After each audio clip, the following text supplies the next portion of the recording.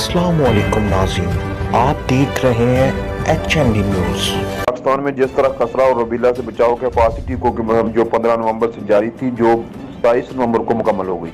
Road में भी ये मुहिम भरपूर तरीका से जारी रही, जिसमें 9 माह से लेकर 15 साल और पैदाइश से लेकर 5 साल तक के बच्चों को पोलियो के कतरे भी पिलाए गए।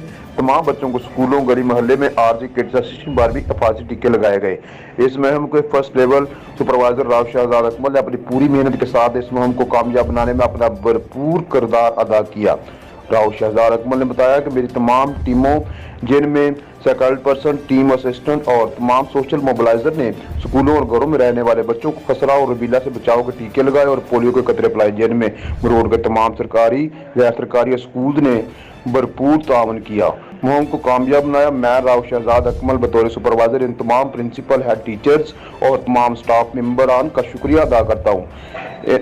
इन तमाम वालिदैन का तहे दिल से मशकूर हूँ, जिन्होंने अपने 15 साल तक के बच्चों को टीके लगवाकर कौमी फरीज़ा अदा किया। मुहिम को कामयाब बनाने में भरपूर साथ दिया।